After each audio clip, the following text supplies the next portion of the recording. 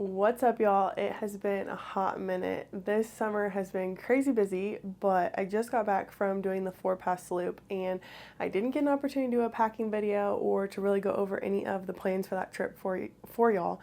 But I thought I could do an unpacking. We could talk about the trip. You could see what I packed. We could talk about the conditions. We could talk about the weather. We could talk about just how we did this route and what were some things that I didn't know before, things that you need to know if you're planning on going, all of that fun stuff. All has been well here. We bought a house here in Utah. I just got back from Highlander right before the 4 pass loop and had a blast there, and then got to go on the 4 pass loop. And so it has just been all good things, but crazy busy. So sorry to leave y'all hanging, but let's get into the 4 pass loop. We will do an unpacking so you guys can see everything that I brought. And we will also talk a little bit about the way that we did this route as well. This trip was a little bit different for me. I did not actually do much of the planning for this trip. So usually in any group that I go backpacking in, I am the planner, I am the one who gets the permits, I am the one who kind of handles all of the logistics. But my friend Brooke is actually the one that did this for this trip. She lives in Colorado. She's been wanting to do the 4 pass loop for a while and snagged permits like back in February, I believe. And so the permitting for this trip is extremely difficult. It's very hard to get. They are, from what I understand, like concert tickets. So they go on sale one morning for the whole summer, and you have to get them that day, or else you have to rely on cancellations or that sort of thing. So if this is a trip that you want to do, highly recommend planning it super far in advance. Make sure you get on recreation.gov and get the permits that you want on the day that those go on sale for the whole summer.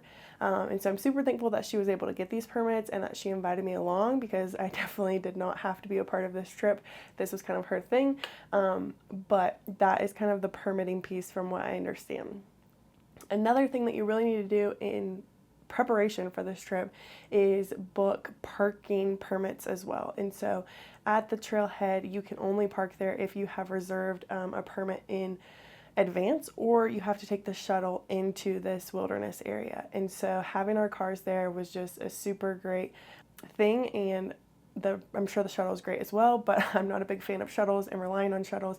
I enjoy having my car, being able to leave whenever I want, being able to get there whenever I want, and that sort of thing. But the road is only open before 8 a.m. and after 5 p.m. And so even if you have a parking permit, you have to get there before 8 or show up after 5. And so just a couple things to note there. So the way we did this trip is we did it clockwise, and we actually took a very chill route, a very chill itinerary, which I'm super thankful for. I just came off of hiking 60 plus miles at Highlander the week before, and so I really enjoyed this slower schedule.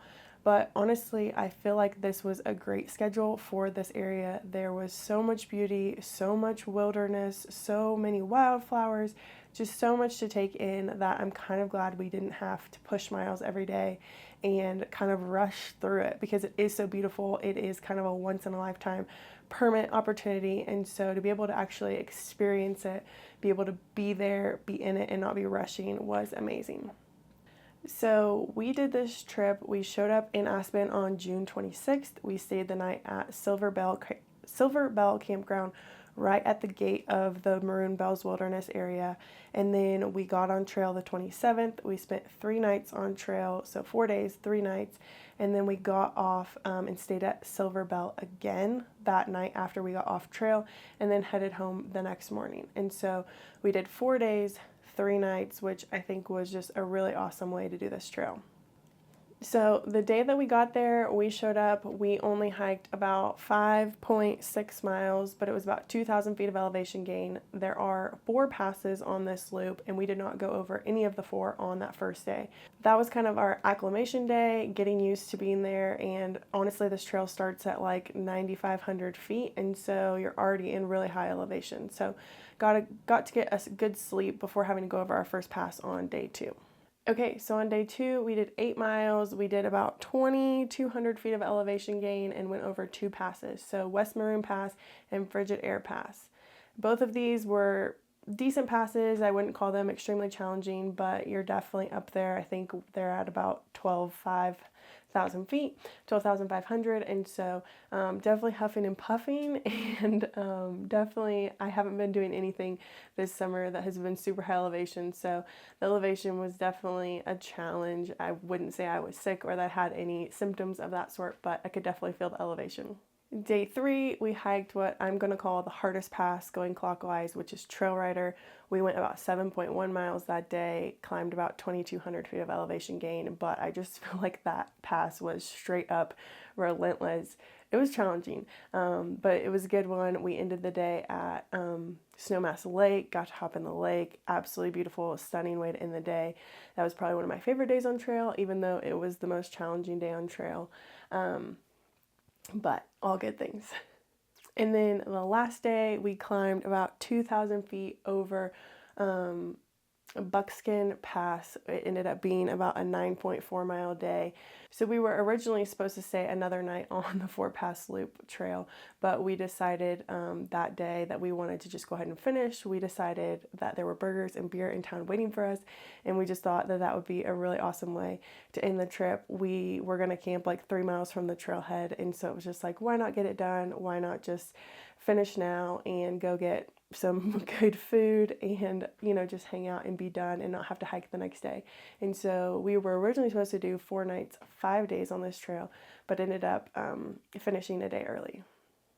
So when we got to Aspen, I met up with Brooke and the other 2 girls. They were riding with her from Denver. I was coming from the Salt Lake City area. We stopped and ate at the Big Rap in town, and then we went to that Silver Bell campground, stayed the night, and then hopped on trail the next morning. The night that we finished, we ate at Buck's. It was like a dive bar underneath, is downstairs in a building. Super awesome food, super awesome vibe. Just love that place. Got burgers and beer there. And then the morning that we left, we stopped at Unravel Coffee and Cafe on our way out of town and had burritos and coffee. One thing that I will say about Aspen, if you guys are planning on eating there or eating in town, bring your wallets. It is definitely an expensive little mountain town. It was like $30 for a coffee and a breakfast burrito. So a little bit crazy, but it was really good. And then headed out of town and came back home to Salt Lake. Okay, so let's get into what I brought on this trip. I will talk about what I'm glad that I brought, what I wish I would have done differently, and just kind of a little bit about the weather and the conditions. So to preface, we went June 27th through July 1st, which I think a lot of people this time of year are thinking there's going to be a lot of snow. I don't think that we had a really harsh winter this past winter, and so it was actually a really awesome time to go. There was snow on some of the passes, but definitely nothing that we couldn't manage. Didn't need snowshoes, didn't need crampons, didn't even need micro spikes, none of that stuff.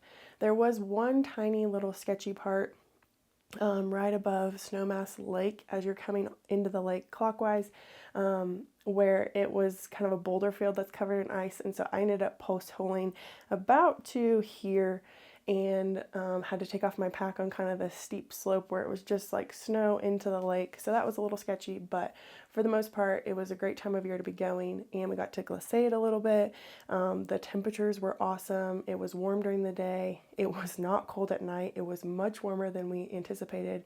We were all worried that we were going to be cold at night, but we were all actually hot almost every night. Since it was that June-July time, the bugs were pretty bad in some camp spots though. So that I feel like one night they were really bad, one night they were non-existent, and then the third night they were a mix. They were there, but they weren't super crazy. So if you're going, definitely consider bringing bug spray or bug nets or that sort of thing. Okay, so let's start with what I wore on the trail. You guys know I kind of always wear the same thing. I did a video on that if you guys haven't checked it out. I break down all of my clothes and what I bring. I just bring one of everything except for 2 pairs of socks. And I have found the only shorts that I really backpack in, the only sun shirts that I really backpack in, the only pants that I really backpack in, shoes, etc. Some of these things are going to be personal to me, but I think that some of these things are the best regardless of who you are. So Kavu shorts, I usually wear these in black, but I have this fun blue color as well. My Free Fly sun shirt made out of bamboo. I always have an Old Navy sports bra on, Injinji toe socks. My Mountain Racer 3s, these are the men's version. Love these shoes. These were on my feet. and then always some sort of hat. So like I said, this trail was going over 4 passes. It was very exposed, and so highly recommend bringing a hat or something to protect your face from the sun. Okay, so for what's in my pack, we'll start with the pack itself. So you guys have seen this before. It is my Z-Packs Arc Haul 60 in the girls color. We love this pack. I'm obsessed. I don't think I'll ever backpack with a different pack. I just love this pack. It's changed the game for me. But one thing that I did have to add to this pack, I had it on the JMT, but also for this trip as well, is this V strap. So a lot of people, when I see them on trail, they're like, how do you do your bear canister on top of your pack like this? It only really works if you have an ultralight style pack with that rolled top. If you have a brain, this isn't going to work, but most Z packs or ultralight style backpacks have an option to add this V strap. It does not come standard with the Z packs. You do have to buy it separately, but it's like $8. And so if you want to put your bear canister on top, you definitely want this V strap. So since we were in the Maroon Bells Wilderness, we were required to have some sort of food storage to protect from bears. So you can use an Ursa sack. I just prefer the bear canister. I know it's heavier. I know there's a lot of debate on which one to use, but this is what I went with, and I'm a big fan of this. I also have my Chicken Tramper Gear bear can key attached to it always so that I can get these open because I struggle so much with the bear canister to open them without this thing.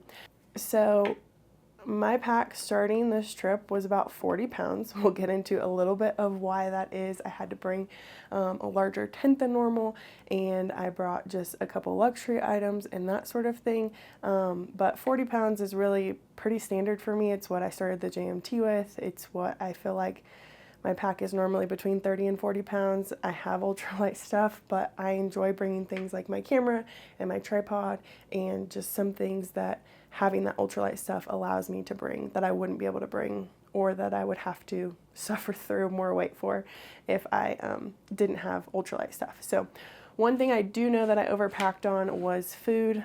Like I said, though, we were supposed to do an extra day, so I do have at least an extra day's worth of food in here, but I feel like I definitely have way more snacks than I needed.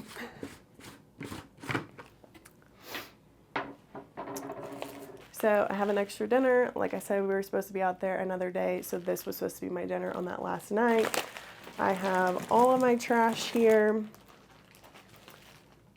One thing that we brought on this trip was some Jim Beam, so that's what, probably a pound, if not more. We all shared this, but I carried that into the backcountry, luxury item. I have my Chicken Tramper Gear cold soak. I love cold soaking ramen for lunch, so I always bring this with me.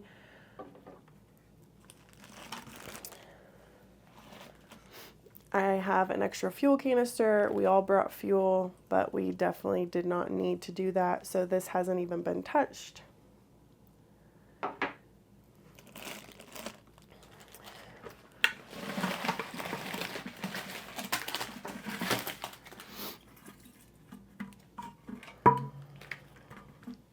And then just a bunch of random extra food. So Nerds Gummy Clusters, Element, oatmeal, Bobo's bars, ramen, instant mashed potatoes, coffee, Hungy, tuna, way too much food. Some of this would have been for the extra day, but maybe a third of it.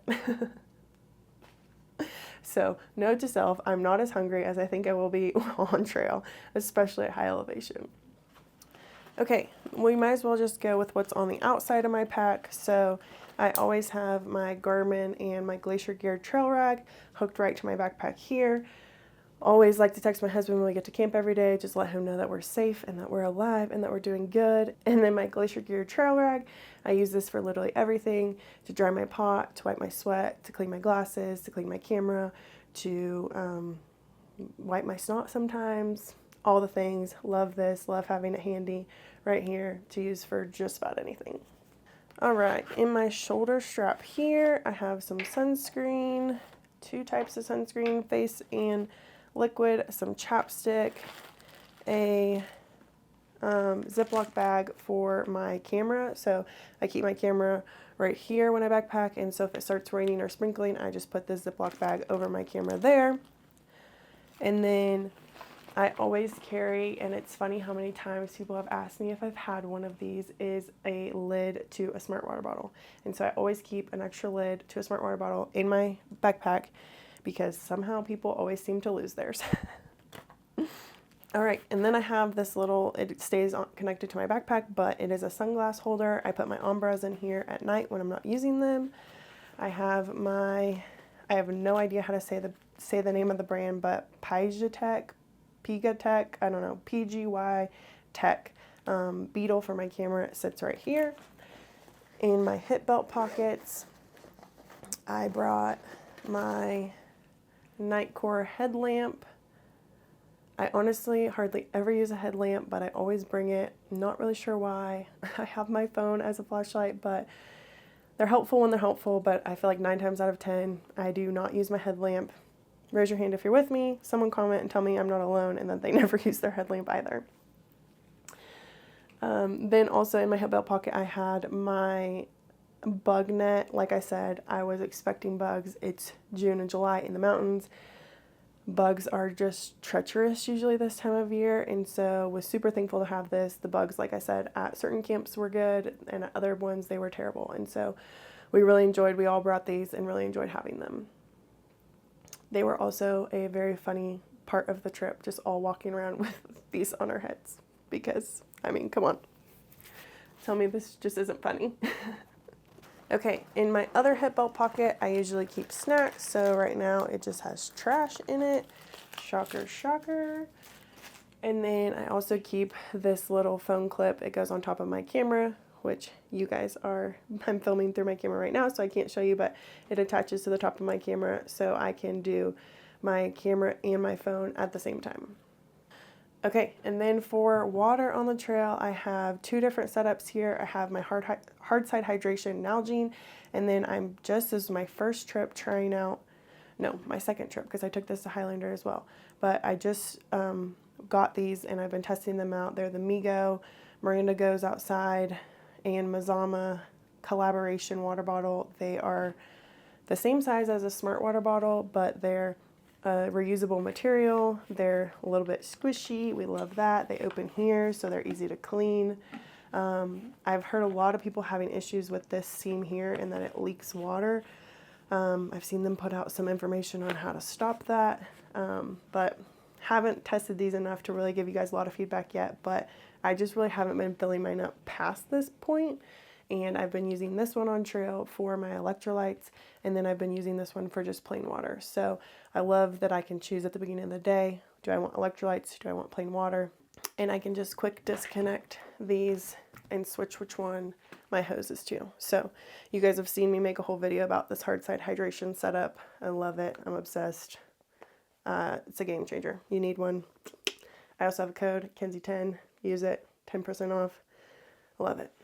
Okay, then usually in the other side of my backpack in the water bottle pockets is my tripod, which you guys are standing on right now, so I can't show you that.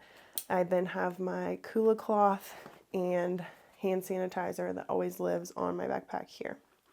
All right, in the front of my pack, I keep my little handy dandy sip pad, my Canuck Vecto water bladder to help me filter water, my packed trowel with some Leukotape on the side so that I always have it handy if anyone needs it. I have my spork with my hard side hydration spork cover and my trail brush, so my toothbrush.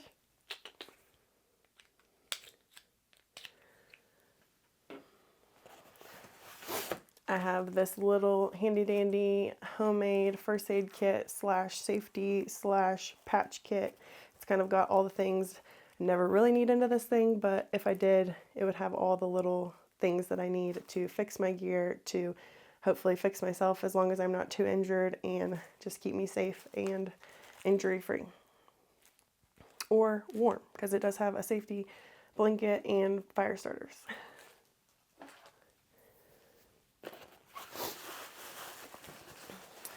All right, and then as always, we have the Sawyer Squeeze with the adapter to connect to a smart water bottle so that I don't have to try to squeeze and hit a target. I can just connect them to each other and filter. It's a game changer. You need one if you use a smart water bottle in a Sawyer. All right, and then lastly, it was June or July, which means that afternoon thunderstorms are pretty common. However, I feel like it wasn't quite monsoon season yet, but we did bring these ponchos, emergency ponchos, and we did end up needing them. And so I was super thankful to have them. I didn't bring rain gear because the weather looked like it was going to be great, but we did get like this weird hail, sleet, snow, rain combination mess. One day, it was the day we were going over Buckskin, I believe. It was on our last day. We were going over Buckskin, and it started sprinkling. Then it just kind of changed, and then thunder cracked like 3 times. And so we hid in some trees, hung out, and super thankful to have this. And then also at the end, I used this to glissade. So I put this under my butt to give me some speed going down and glissade. And so this was dual purpose on this trip, which I've carried this thing on like 12 backpacking trips in this little plastic bag, and I've never used it once, and then I used it twice, so it was great. All right, on the inside of the bag, I have my little electronics case. So I have just a battery, I have some headphones, wired headphones, I have some cables. I usually keep my extra camera batteries in here, that sort of thing. So all my little electronics in this little Z-Packs case. Then I have my toiletries, also a little Z-Packs case. I have wipes, bug spray, tablets for water in case my filter wasn't working. I have ibuprofen, my toothpaste tabs. I have some toenail clippers, a needle and thread for blisters, a lighter, extra hair tie, a little multi-tool, all kinds of stuff. This is just a little Mary Poppins bag full of randomness. Then I have my camp shoes, which I actually needed so much on this trip. We went through each day like at least 3 water crossings that we changed our shoes for and put on our sandals. Some of the water was like up to here.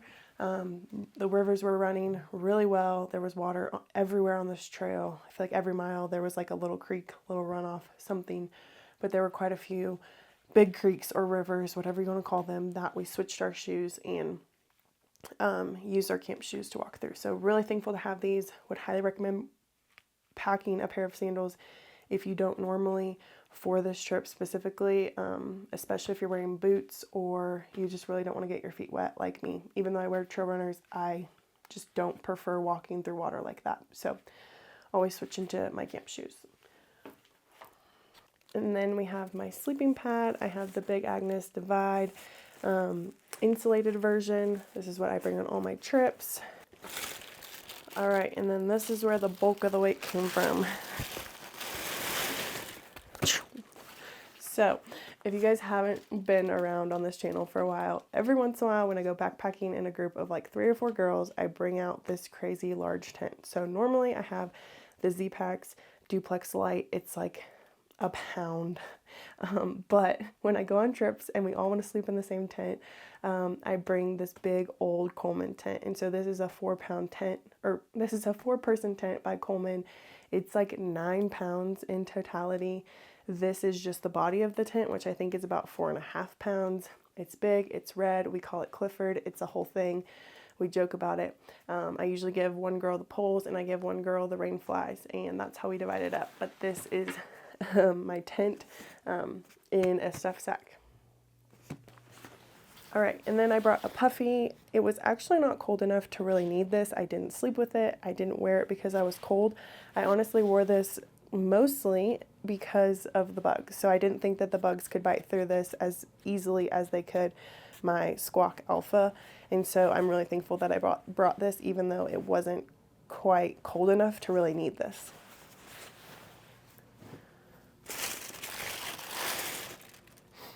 All right, and then this was my mid layer. So this is a Squawk Alpha Fleece,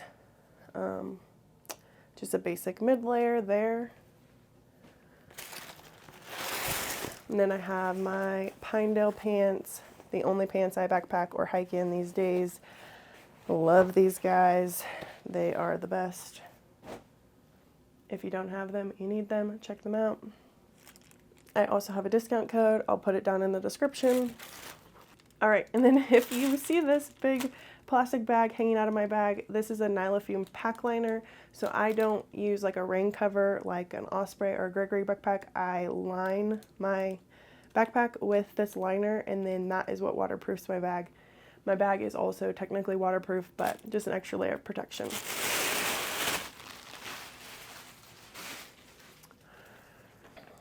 All right, and then last but not least is my sleep system. So this is going to have my quilt in it. It's going to have my sleeping bag liner.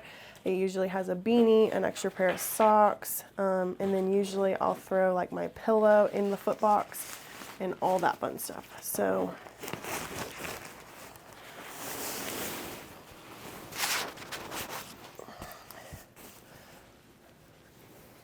let's play Mary Poppins bag. Let's see what we pull out. So an extra pair of socks, usually what I sleep in. And then I have this super awesome Trekology pillow, which I love. It straps to my pad. I have my Glacial Gear sleeping bag liner, a bandana and a buff. And I had a beanie, but I must have taken it out when we camped the last night. So usually a beanie in here, and then my quilt. So I have the Enlightened Equipment Revelation. I believe it's a 10-degree quilt. And so this is what I use as my sleeping bag. One thing you may be wondering, Kinsey, where is your stove? I actually did not show it in this video because I did not personally carry it. Since we had 3 parts to the tent, I had one girl carry a stove to help kind of balance that weight distribution there. And so we did take my Jetboil stash, but I did not carry it. So add that to your packing list if you are going on this trip. And that's all she wrote, folks. That's everything that I packed on the 4-pass loop. I hope that this video has been helpful. I hope that maybe some of the trail conditions, that sort of thing, was helpful to you, or just learning how we did it, what we liked, what we didn't like. We had a blast. It was a beautiful trail. I told them every day that it reminded me of the JMT. You go over a pass every day. The terrain is just absolutely stunning. It just felt so much, like I said, like the JMT. I just loved it. So if you are ever thinking about doing the JMT, I would highly recommend doing the 4-pass loop first, seeing how you like it, seeing how you like going over a pass every day, being at high elevation, kind of just living through a little bit of the suck, the change in terrain. Some parts are super rocky, some parts are you're walking by a river, it's very foresty. It was just wonderful. It was magical, and I loved everything about it. If you guys have any specific questions about the 4-pass loop that I didn't cover here in this video, please comment below. I'll get back to you. If there's anything else you guys would like to see, let me know down in the comments, and please like, subscribe, do all the things, and I hope you guys have been well. I've missed y'all. See you on the next one.